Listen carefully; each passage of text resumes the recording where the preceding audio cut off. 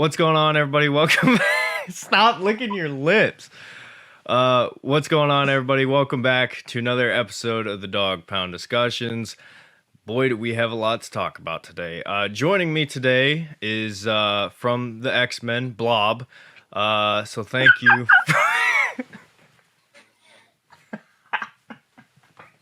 Oh, man. Oh. I was not expecting that.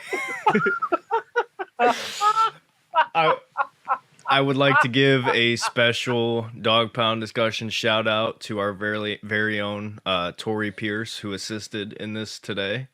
So yeah, there we are. But oh man, is there a lot to discuss? There is.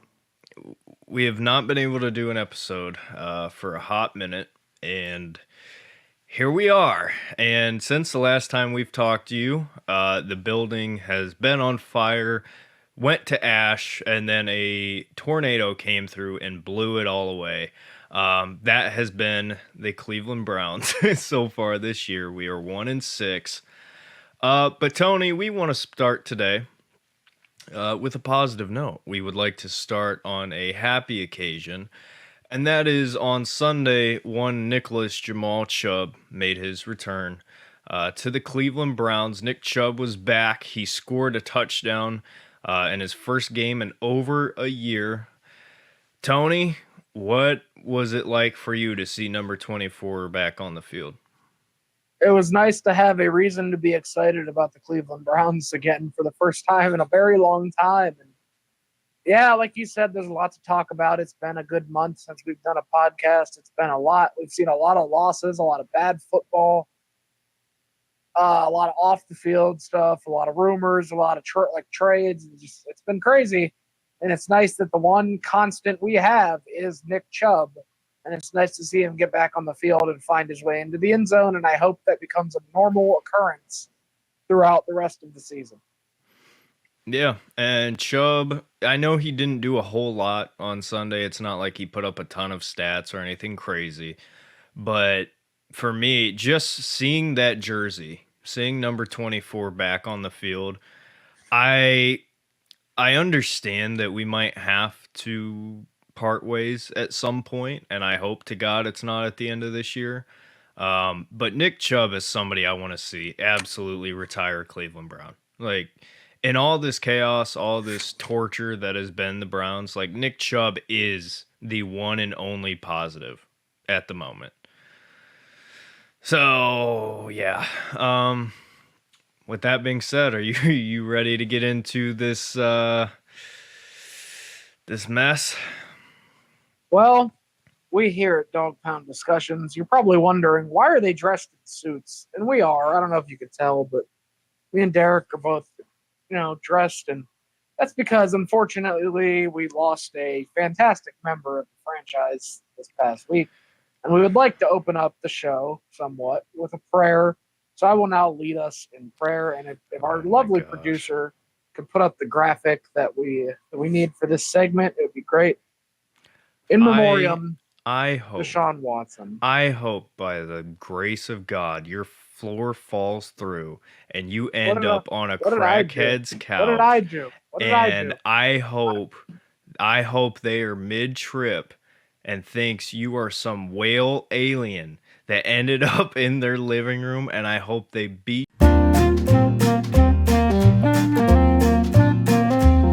Coca-Cola.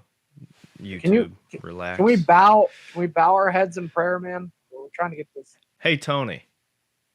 Hey, Derek. Fuck. All right. That's just mean. What the hell?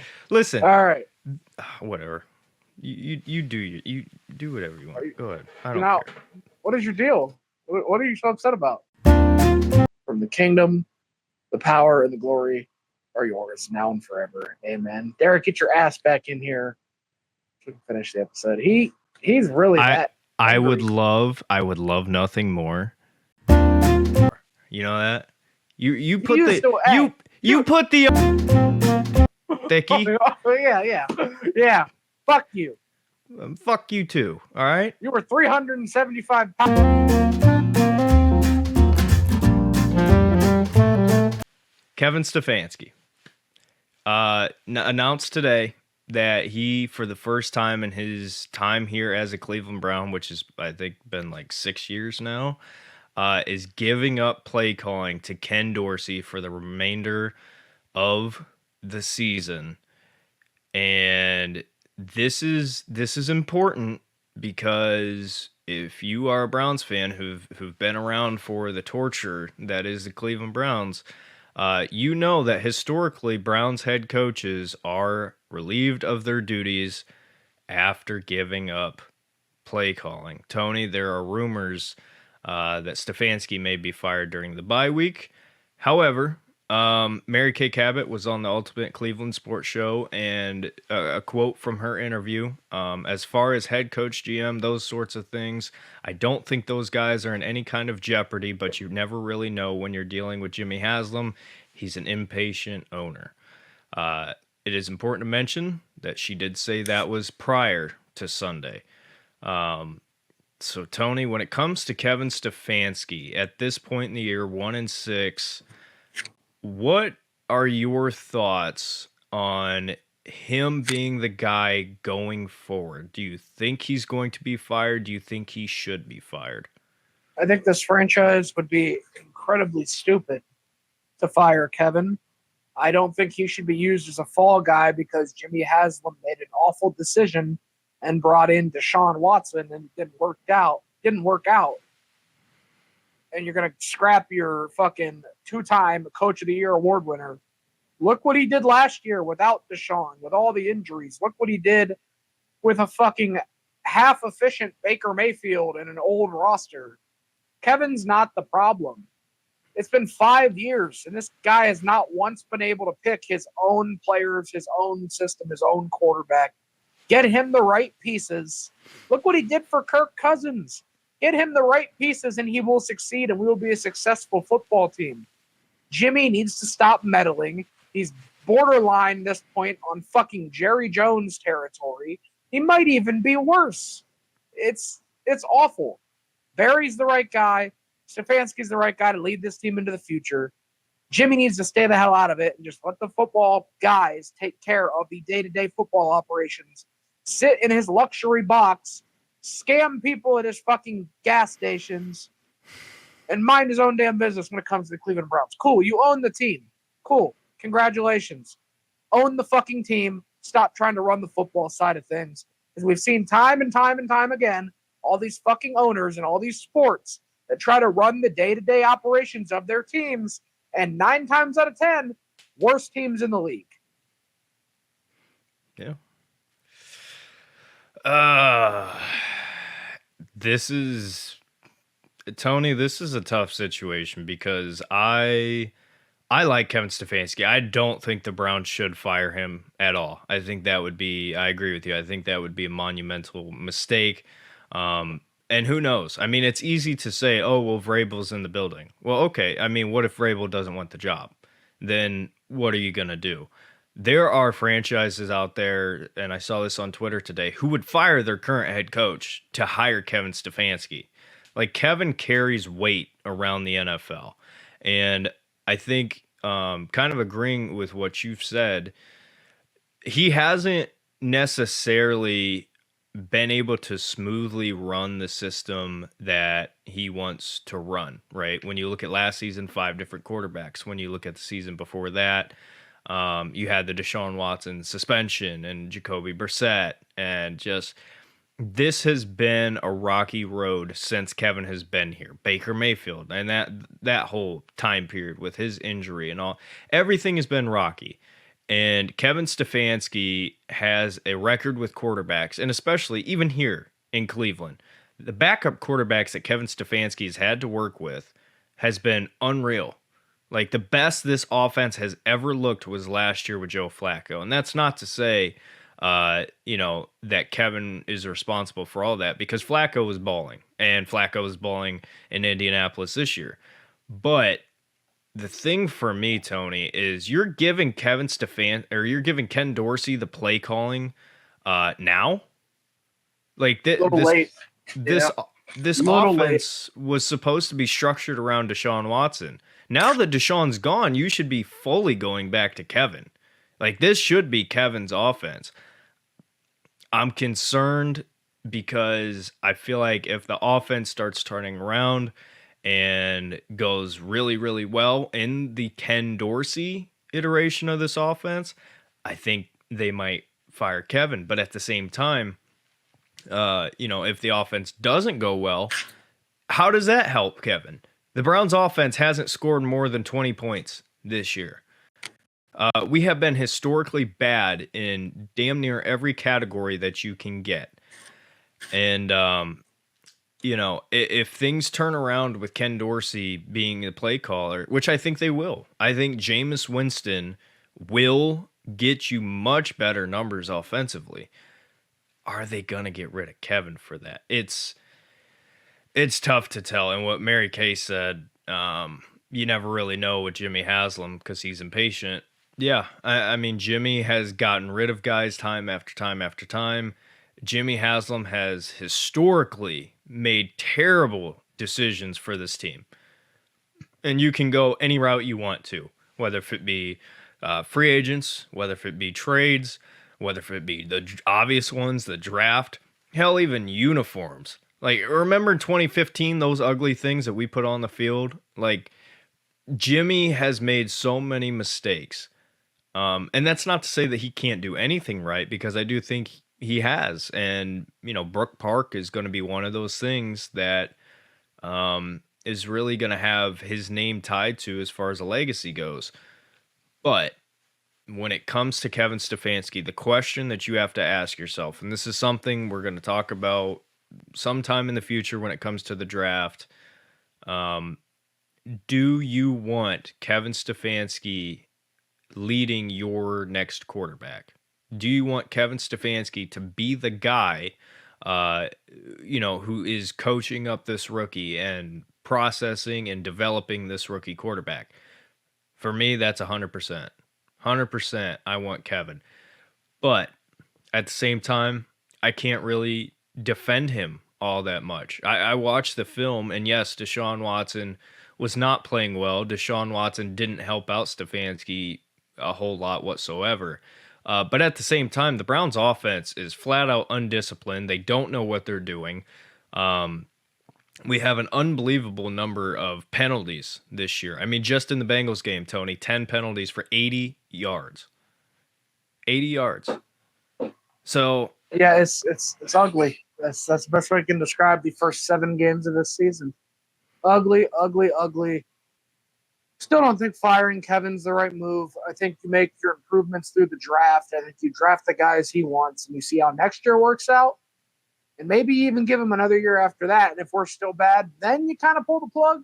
But I think you're setting this franchise back even further, getting rid of Kevin Stefanski. No, I definitely agree. And we're at a slippery slope right now. Like, the entire future of the Cleveland Browns is up in limbo. It shouldn't be a shocker to us that head coach is one of those spots that is up in limbo, given our history. But we thought we had stability, and I still think we do, but our owner is the one who's going to decide that. The only stability we have in that entire building is Kevin Stefanski. I'm taking my jacket off. You took yours off. I'm hot. I had to change, dude. It got hot. Had to have a wardrobe change. But, the only stability we have in that building is Kevin Stefanski. And that's why getting rid of him would just be the worst possible move they can make.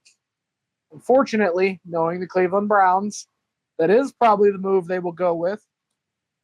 They will set this franchise back several years, and we will be yearning for the Hugh Jackson days. That's how bad I feel like it would be.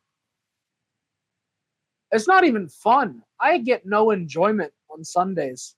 I get zero enjoyment watching the Cleveland Browns, dude. It's like clocking into work. That's what it feels like. I feel like I'm clocking in for a shift, but every shift is the worst possible shift you have each and every single week. It's that shift where the annoying single mom with 45 kids comes in and they bring all the kids and they fuck your whole store up and you're fucking on the floor all day, re-racking shirts and fucking hoodies and you know what I mean? Like it's torture. Mm-hmm. It's literal torture. I was so heartbroken when the Guardians got knocked out of the playoffs. And the worst part about it was knowing I had to wake up in fucking 10 hours, watch Deshaun Watson play quarterback, and watch us get fucking killed by the Cincinnati Bengals, a team we have dominated over and over and over and over again for damn near the last decade. It's a nightmare that never ends. Well, that is what this season has felt like. So I think, I hate to say this because I don't want to talk anybody into any sort of hope, but I do think there is a light at the end of the tunnel a little bit with this. Let's just call it what it is. Is it unfortunate how Deshaun Watson, and I'm speaking from me, so whatever Tony says, don't put it on me. It's unfortunate that Deshaun had to go out with an injury. That really sucks. That's not a good thing. Don't wish any injury on anybody. However, there needed to be a quarterback change made, and a quarterback change was forced into your hands. And now we have the rest of the season to evaluate, okay, what do we have at wide receiver? What do we have as far as getting a run game up and going? What do we have in Winston and DTR, which we'll talk about here in a second? But we have the opportunity here to, at minimum, maybe not win games, but get a better idea going forward as far as the future, who you can keep here.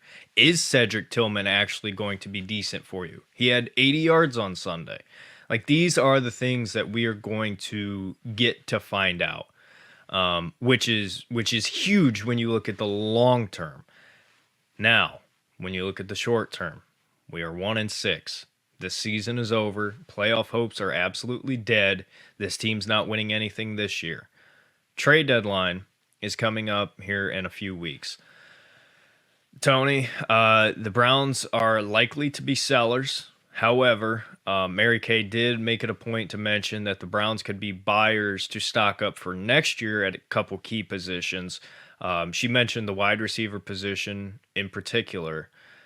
Now, as far as the big pieces, because I don't think this is a rebuild. I don't think it needs to be a rebuild. I think it just needs to be a retooling. She said, I don't see Chubb going anywhere. Never say never about anything. I have been told they're not trading Myles Garrett and probably not trading Denzel Ward. That's Mary Kay. That's somebody who is tied in with D. Haslam, tied in with Jimmy from the top. So these Denzel Ward trade rumors, these Myles Garrett trade rumors, I can confidently say I think they're bullshit. But, Tony, there are other guys on this team probably going to be moved. I mean, we're talking Za'Darius, we're talking Greg, we're talking maybe somebody like a Wyatt Teller. What say you? What do you think the Browns should do? If we're going to blow it up, blow it all up. That's the way I feel. Maybe, hold on to a Nick Chubb, hold on to Myles Garrett, obviously.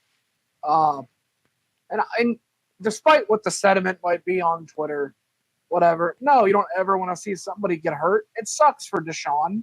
But like you said, we needed a quarterback change. Unfortunately, it happened the way it happened.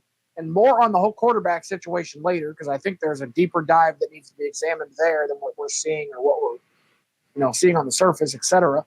But yeah, a quarterback change had to be made. Yes, it sucks. I feel bad for Deshaun. I hope he recovers. I hope he can still play in the NFL. I just hope he's no longer a Cleveland Brown, because it obviously has not worked out. Why Brent? He sits out the rest of this year, sits out next year. Why do you want to bring him back in 2026? What has he shown to show that he's capable of playing at a high level pre-injury? He hasn't. He's looked awful. And I know that people are still going to argue and blah, blah, blah, blah. I'm probably going to get called a racist 4 or 5 times. And that's not the case at all. I don't give a fuck who the starting quarterback for the Cleveland Browns is. I don't give a fuck if he's white. I don't give a fuck if he's black. I don't give a fuck if he's purple, fucking pink, fucking teal, whatever. I just want a consistent winning football team. I want to be able to enjoy my Sundays. I want to be able to enjoy the fucking sport of football once again without having to fucking sit down and watch the Cleveland Browns rip any fucking happiness I have out of my body by fucking 1:35 p.m. on a 1 p.m. kickoff. Am I wrong? Yeah, actually, yes, you are, because the timing on that is completely incorrect. Because within 5 minutes of that 1 p.m. kickoff, a kickoff return for the Bengals went back to the house for a touchdown. That's how the game started. So it's even quicker. It's even quicker. But I think for sure, back to the trade stuff, I think for sure Za'Darius is gone. I think I agree. Greg probably will be gone. If we trade Wyatt Teller, I hope we trade him to a contender. That's my only thing. Yeah. Jacob, you're listening to this. Please get in touch with the owners of the people in charge with the Packers. Convince them to give us a 3rd round pick for Greg Newsome, and he's all yours. He was terrible on Sunday, by the way. Greg Newsome was like the only bad part of the defense, and it cost us 2 scores on Greg, I think. Yeah, it was not his best night. It was rough, but at this point, you don't even point out individual bad efforts. They all just suck. They're 1-6. Mm-hmm. Yeah, and listen. Greg's been good at times. I think in a situation where he's maybe corner 2, he would be better on a bad team or on a team that needs a corner of his style. He doesn't fit what we're doing. And if you're not a good fit, then it's not going to work. And Tony left when I was trying to hand it off to him to do the ad I'm right read. here. That's okay. Yeah, obviously we were dressed up in suits. We found our fit tonight. We had to change. It's hot.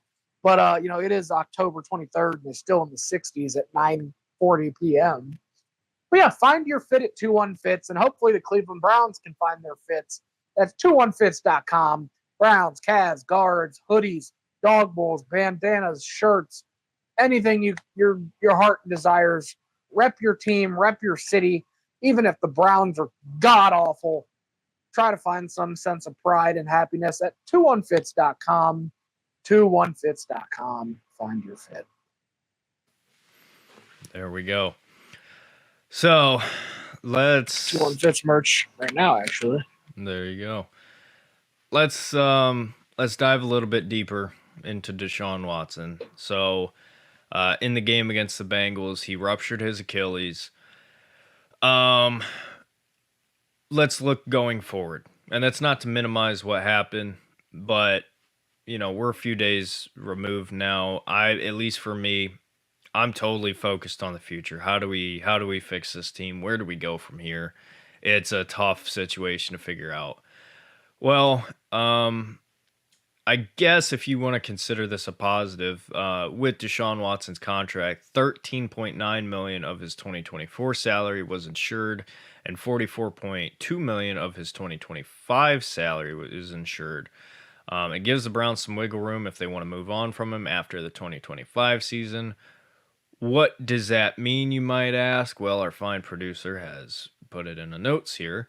Would have to keep him on IR to maximize the amount of insurance dollars that you get. If Deshaun was released after 2025 due to the insured salary and cap savings in 2026, the cap hit would be less than what Denver took for Russell Wilson. So the bright side of this for the Browns and cap space wise, they might have some wiggle room to work with here. So what is that all going to amount to? How is this all going to shake out? I don't know. And before I hand it over to you, Tony, I just want to say this. For those of you who are annoyed with the whole kick the can down the road stuff that we do and how we handle contracts, boy, oh boy, get ready. Because this is why. This is literally why it's done now. yeah, but it's going to happen more. Like, we are going to see guys, like, get ready. Get ready, because the cap structure that we're going to have in the next 2 to 3 years, roughly, the only way we're going to be able to manage it is if we can convince a lot of these guys to say, hey, guess what? We're going to give you a massive signing bonus, and a lot of your money is going to be guaranteed later. So if you hate that, I apologize, because it's probably going to continue to be that way. As far as Deshaun Watson is concerned, no, I don't think he's ever going to be able to play another snap in Cleveland. No, he's done. And I'm perfectly fine with that. And I'm going to get called a hater and whatever else, but the results speak for itself. He is not deserving to be the starting quarterback of the Cleveland Browns, whether he stayed healthy or whether he did get hurt. And unfortunately, yes, he got hurt. Unfortunately, yes, that's how his time is going to end. But it also puts the perfect bow on, 3 years? 2 years?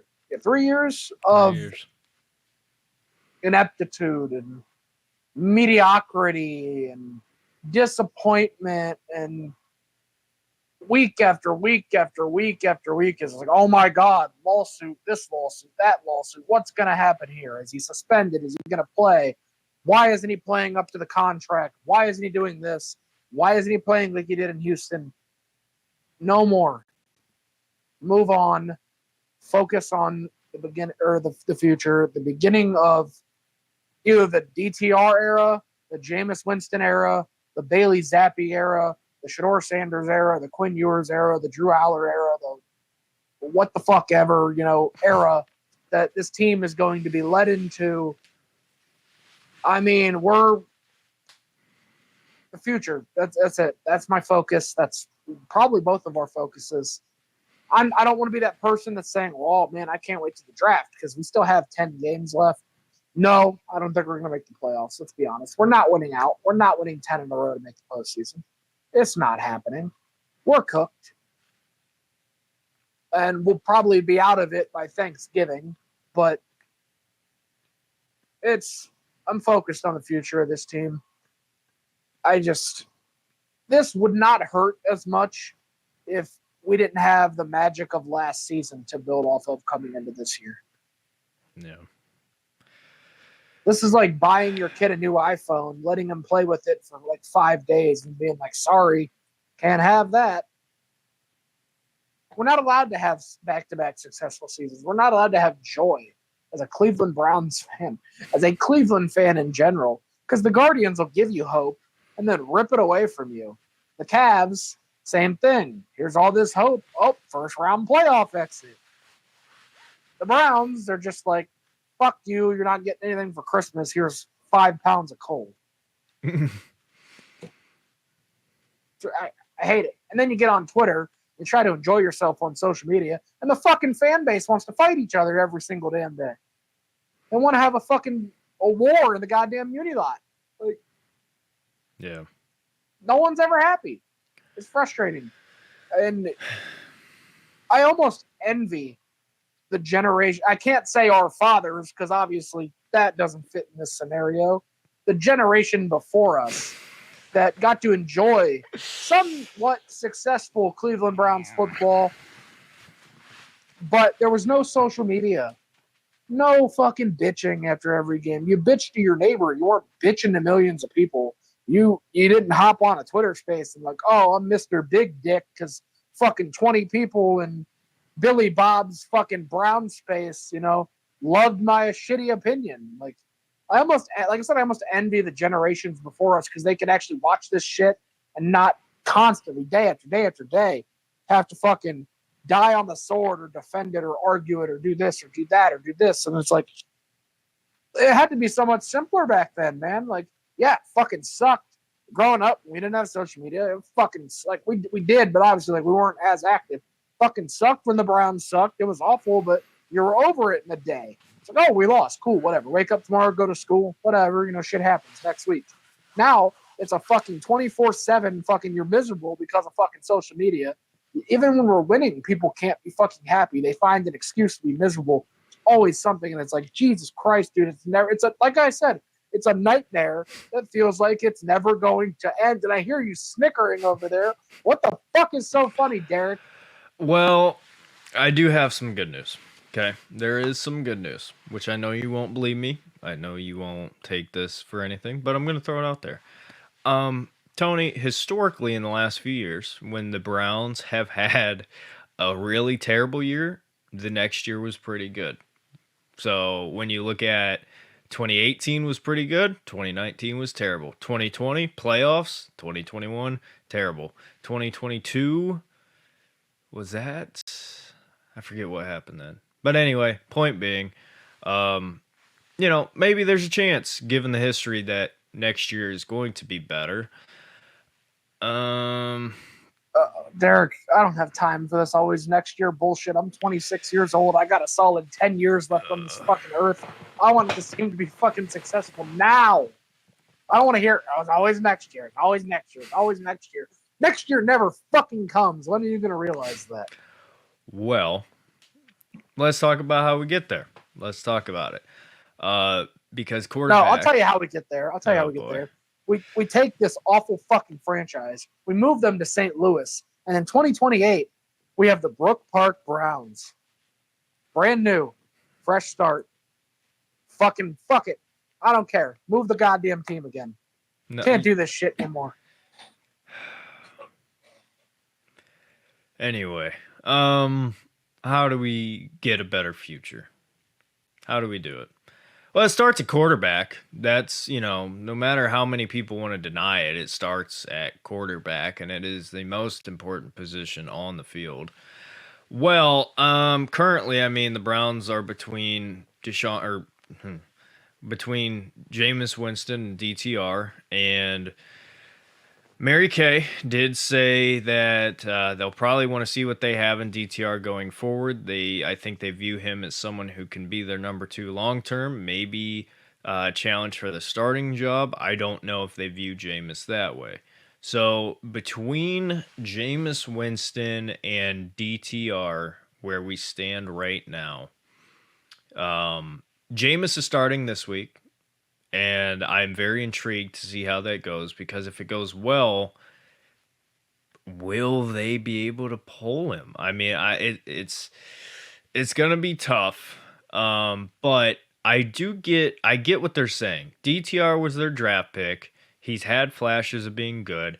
He still has a long ways to go. I thought when he came in, he played well at the start, and then stuff started going south, and he just started playing backyard football and playing reckless and didn't care. But at the same time, Tony, I feel like you got to see if Jameis can be your bridge into next year. You can't pull Jameis this week because DTR is going to be hurt. And you can't give the reins to Bailey Zappi, who you've had for a grand total of, 4 days by the time Sunday comes around. And speaking of Jameis Winston, let's delve into that. The rumors are rising, and I won't say his name because I don't publicly support you know what and you know who, but I really don't. What the hell? I don't know who. Think about who broke it. I genuinely don't know. Tell me after. If you want to tell me after, because I genuinely don't know.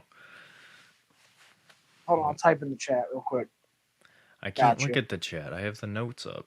Oh, well, just tell me after. Okay. Whatever. But anyways, yeah, dude. This rumor that apparently the front office is unhappy with Jameis Winston, and that's why he was demoted to QB3.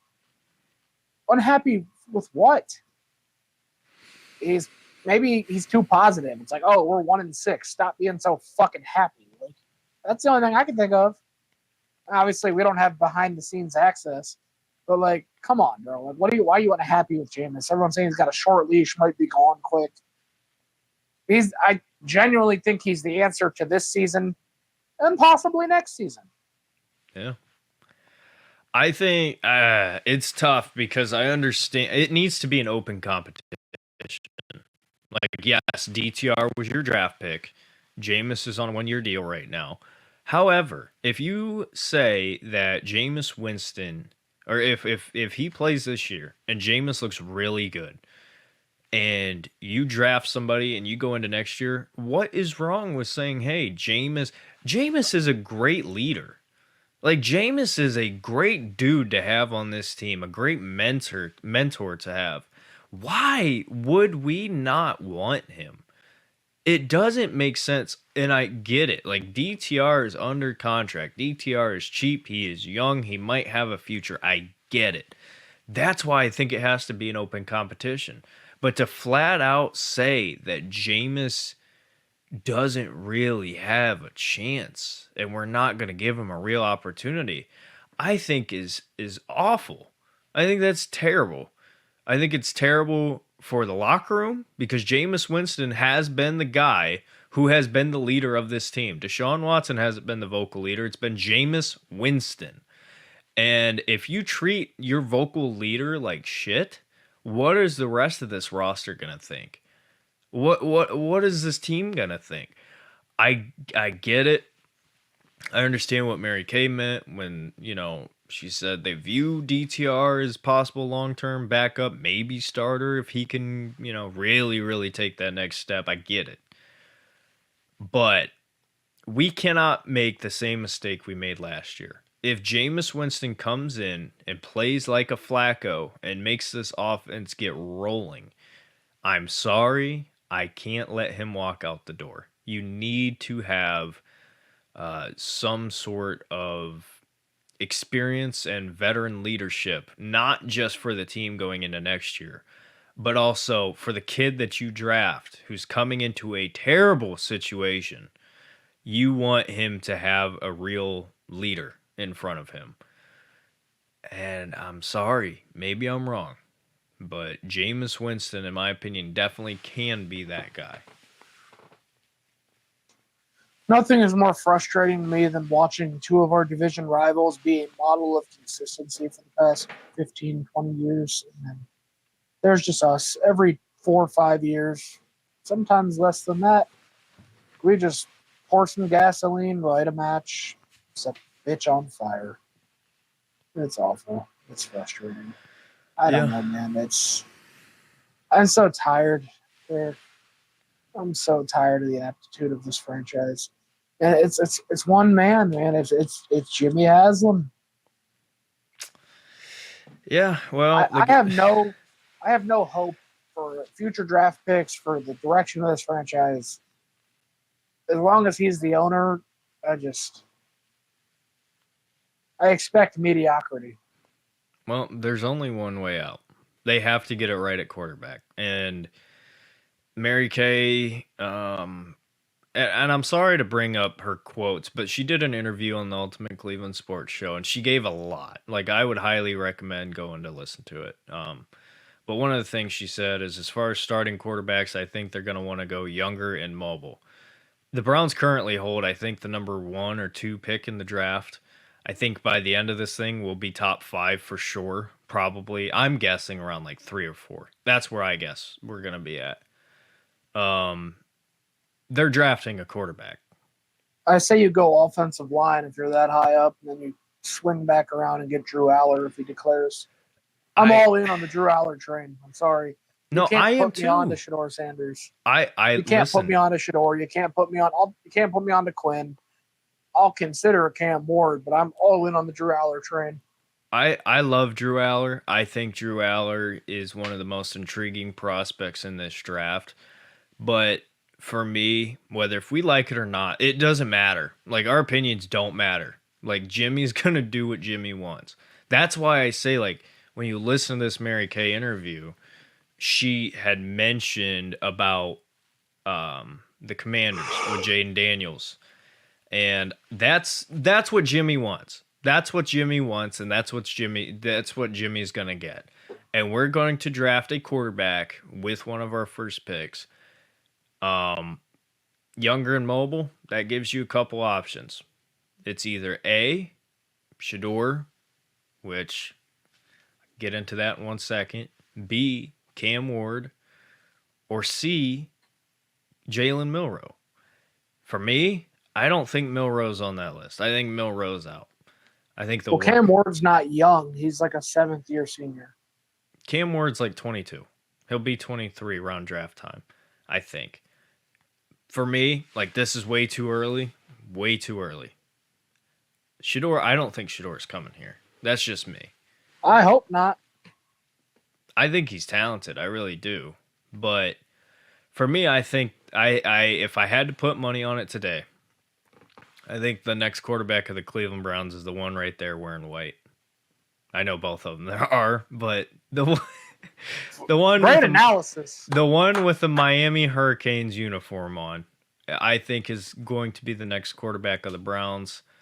If I had to bet on it, now we'll see, But it would be poetic, Tony. It would be poetic that the last good quarterback the Browns have had, like really good, was probably Bernie Kosar. Where did he go to college? Miami.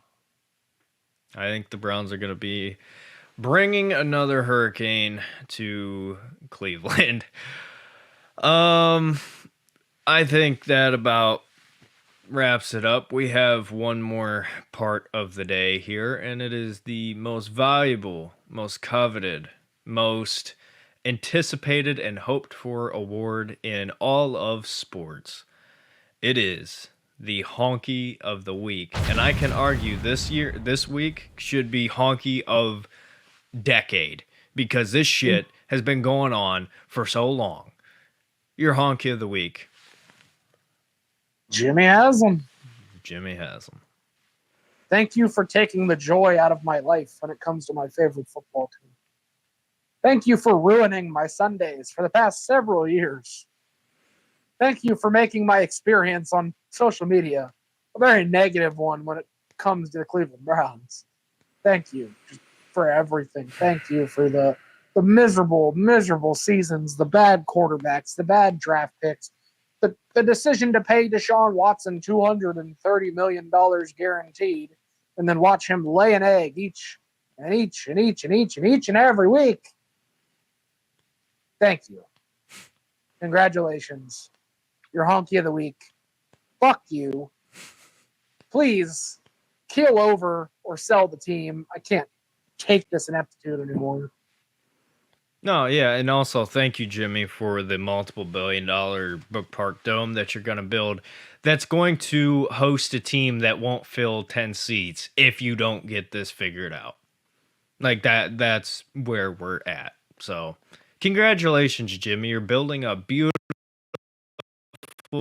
state-of-the-art dome, but because of your ineptitude, there might not be a competent team on the field. I have hopes. I know I shouldn't have hopes.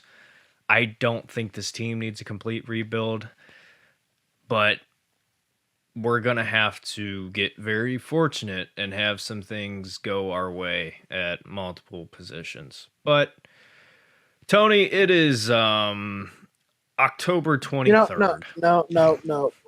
The most successful team that's going to play in that dome it's going to be fucking April 1st. And the Syracuse Orange are going to be playing in the Final Four inside the dome in Brook Park, and you're finally going to see a team in orange be successful. Yeah. But it's October 23rd, and we're not even halfway through the year, and the season's over. It's over. Well, go Browns, I guess. Go Cavs. At least we got that to look forward to. Another first-round playoff exit. God, I hate being a fucking Cleveland fan, dude. Yep. It's I don't know Browns. How to close this. I really don't. I don't either. Find us on Twitter, Facebook, YouTube, Spotify, Apple Podcasts. I don't know, man. Just if you sit through this episode with me screaming, Derek's ranting and normal bitching, and me just ready to explode. But thank you. We really appreciate you guys that take the time to watch us sit here and either A, talk about how awful this team is, or B, argue with each other and call each other the most god-awful things that most of you don't hear because we have to cut it out. Otherwise, YouTube will ban our account, most likely. But yeah, go Browns. Try to enjoy the rest of the season. And if us bitching endlessly can help you do that, then we appreciate it. See you next time.